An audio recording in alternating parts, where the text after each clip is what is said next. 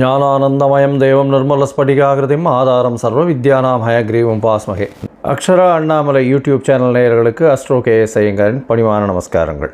சனி வக்ரம் 15/7/2026 30/11/2026 வரலும் உண்டான காலகட்டத்தில் சனி பகவான் வக்கரமாகிறார்.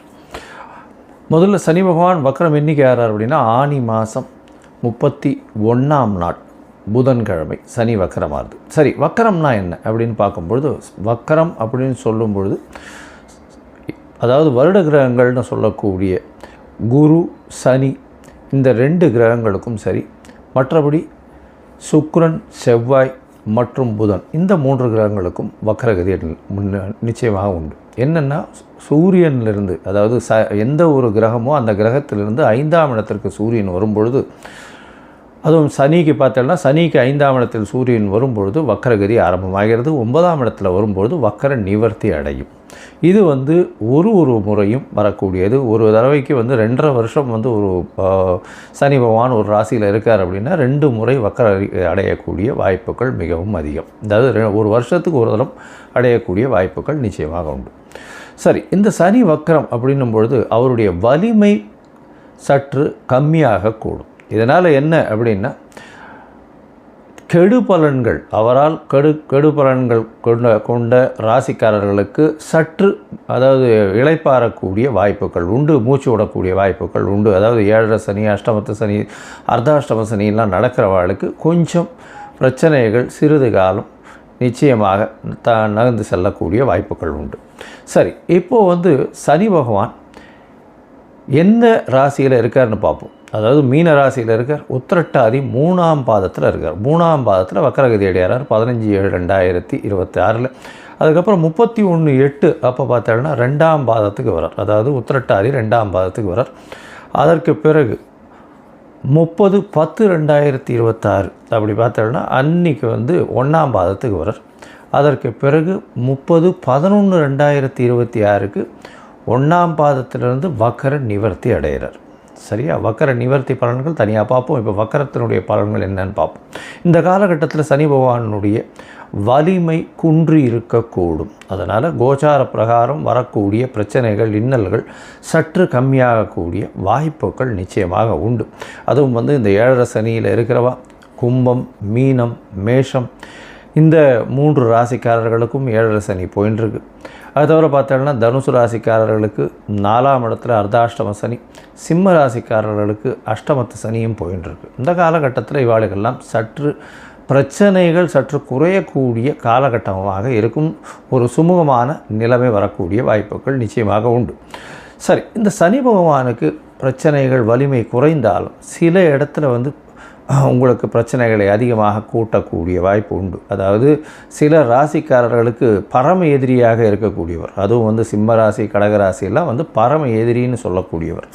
அந்த மாதிரியான ஒரு கிரகம் இந்த சூரியனுக்கும் சந்திரனுக்கும் சனி மிகப்பெரிய எதிர் கிரகமாக சொல்கிறது. அதனால தான் சனி பகவான் 7-8 அதிபதி அப்படின்னு சொல்கிறது. 6-7 அதிபதி சிம்மத்துக்கு.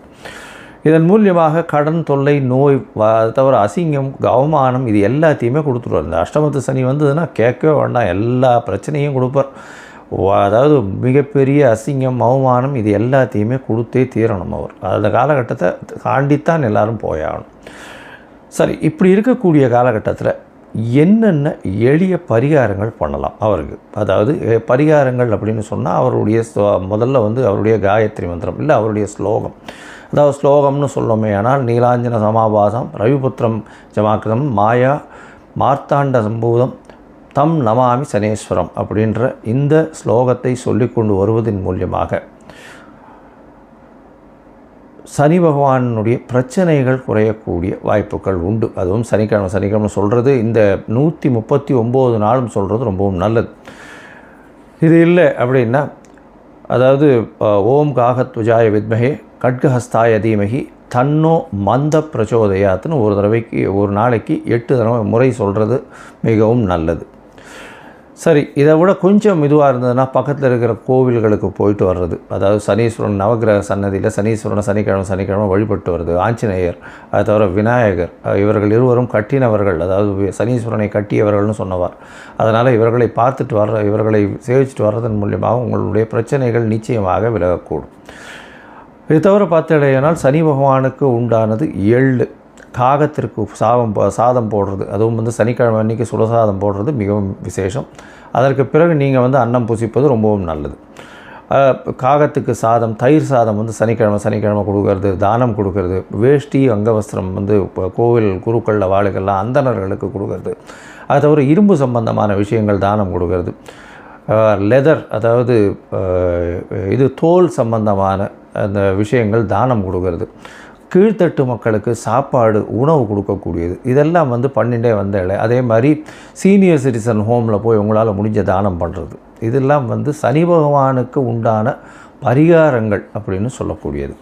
எளிய பரிகாரங்கள் உங்களால் முடிஞ்சது நீங்கள் என்ன பண்ண முடியுமோ அது டெஃபினட்டாக பண்ணலாம்.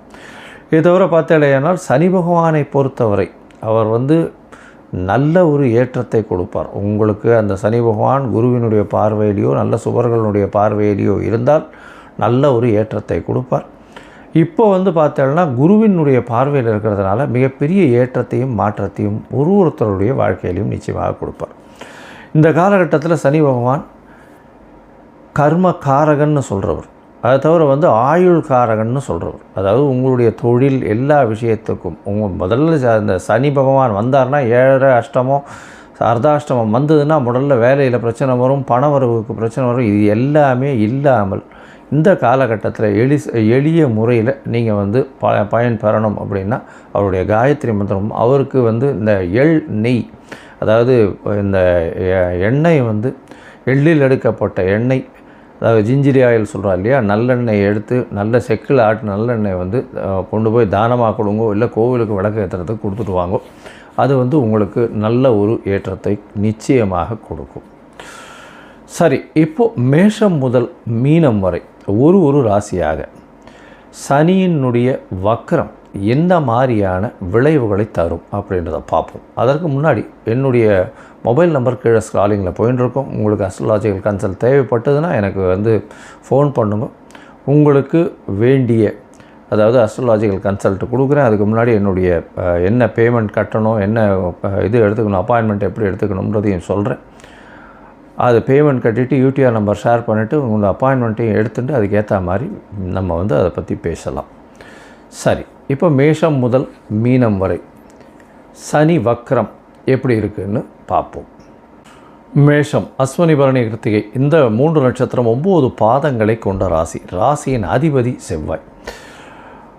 இந்த ராசிநாதனுக்கு உச்ச வீடு அப்படின்னு சொல்லக்கூடியது மகரம். மகரத்தில் சனியினுடைய ஆட்சி வீடு, அங்கே உச்ச வீடு கொடுத்தவர் அவர் சனி. அதனால் மேஷராசிக்காரர்களுக்கு நல்ல ஒரு ஏற்றமான காலமாக இருக்கும். இருந்தாலும் 7.5 சனி இருக்குது. 7.5 சனி உங்களுக்கு இப்போ இருக்குது. இப்போது வக்கரகதி அடைஞ்சிருக்கார் சனி பகவான். சனி பகவான் உங்களுடைய ராசிக்கு 12ஆம் இடத்துல இருந்து வக்கரகதி அடைகிறார். இந்த 12ஆம் இடம் அப்படின்னு சொல்லக்கூடியது அயன சயன போகஸ்தானம்னு சொல்லக்கூடியது. இந்த ஸ்தானத்தை வச்சு பார்க்கும்போது உங்களுடைய செலவுகள் அதிகரிக்கக்கூடிய வாய்ப்புகள் நிச்சயமாக இருக்கும்.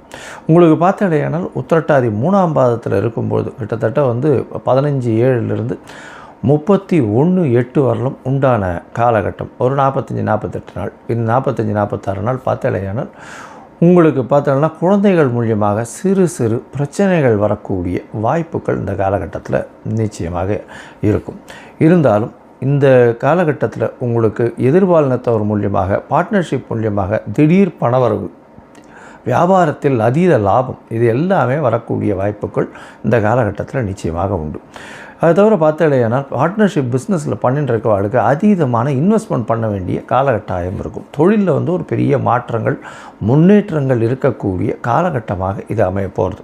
இந்த காலகட்டத்தில் பார்த்தாலேயானால் உங்களுடைய ராசிக்கு உத்திரட்டாதி 2ஆம் பாதத்தில் போகும்போது, அதாவது உங்களுடைய ராசிக்கு பார்த்தோம்னா புதிய வேலை கிடைக்கும், வேலையில் மாறுதல் கிடைக்கும், இருக்கிற இடத்த விட்டு வெளியில் போக வேண்டிய வாய்ப்புகள் வரும், இருக்கிற இடத்த மாற்ற வேண்டிய கட்டாயத்தில் இருக்கக்கூடிய வாய்ப்புகள் இந்த காலகட்டத்தில் நிச்சயமாக அமையும்.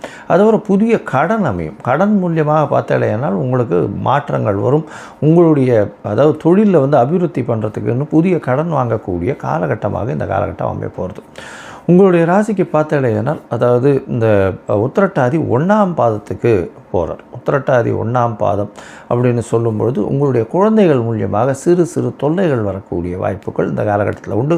உங்களுடைய பதவி புகழ் அந்தஸ்து கௌரவத்துக்கு சற்று கலங்கம் இருக்கும் இந்த காலகட்டத்தில். இருந்தாலும் உங்களுடைய ராசிக்கு பார்க்கும்பொழுது அதாவது குருவின் பார்வை 4ஆம் இடத்துல இருக்கக்கூடிய குருவின் பார்வை சனியின் மேலே விழறதுனால பிரச்சனைகள் அந்த அளவுக்கு தீவிரமாக போகாது, ஓரளவு சுமூகமாகவே இருக்கக்கூடிய காலகட்டமாக அமைய போகிறது. இந்த காலகட்டத்தில் பார்த்தாலேனால் உங்களுக்கு அதாவது நீங்கள் எடுக்கக்கூடிய காரியத்தில் வெற்றி கிடைக்கக்கூடிய வாய்ப்புகள் உண்டு. வெளிநாடு வெளியூர் வெளிமாநிலம் சென்று வரக்கூடிய வாய்ப்புகள் இந்த காலகட்டத்தில் நிச்சயமாக இருக்குது. அது தவிர பார்த்தாலேனால் குருவின் பார்வை இருக்கிறதுனால கண்டிப்பாக எல்லா விதமான ஏற்றங்களும். உத்திரட்டாதி நட்சத்திரம்னு சொல்லும்போது சனியினுடைய நட்சத்திரத்திலே வரார். உங்களுடைய ராசிக்கு 10-11 உண்டானவர் சனி. அவர் வந்து உத்திரட்டாதி நட்சத்திரம் ஏறி வக்ரகதி அடைகிறதன் மூலியமாக தொழிலில் பெரிய ஏற்றம் கிடைக்கும்.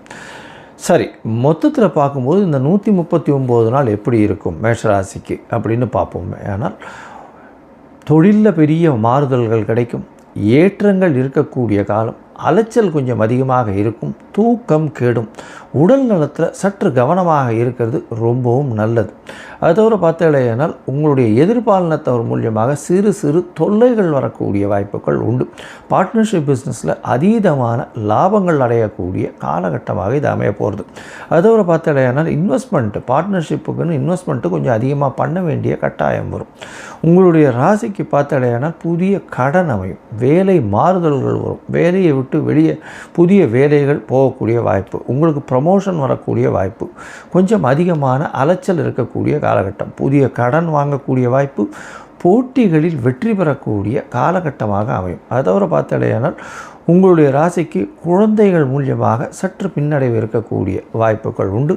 பதவி புகழ் அந்தஸ்து கௌரவத்தில் சற்று ஜாகிரதையாக இருக்கிறது ரொம்பவுமே நல்லது.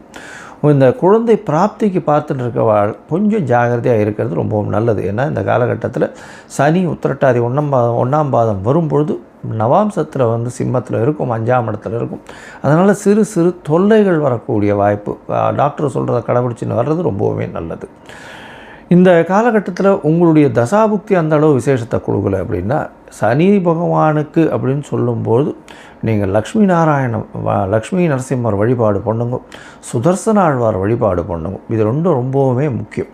இந்த சுதர்சன ஆழ்வார் வழிபாடு பண்ணுறதும் அது வந்து பால் வந்து செவ்வாய்க்கிழமை பால் சுதர்சன ஆழ்வாருக்கு வச்சுன்னு வாங்க. நரசிம்மருக்கு வந்து பானகம் வச்சுட்டு பானகம் சேவை பண்ணிட்டு நீங்களும் சாப்பிடுங்க. உங்களுக்கு நல்ல ஒரு ஏற்றம் கிடைக்கக்கூடிய காலகட்டமாக அமையும். அதை தவிர பார்த்தேன்னா இந்த இது பனை மரத்திலிருந்து வரக்கூடிய பொருட்கள், அதாவது இந்த பனை மரத்துலேருந்து வந்து நுங்கு இந்த மாதிரியான விஷயங்கள் வாங்கி பேஸ் ஒர்க்கர்ஸுக்கு வந்து தானம் கொடுங்க, அவளை சாப்பிட்றதுக்கு கொடுங்க.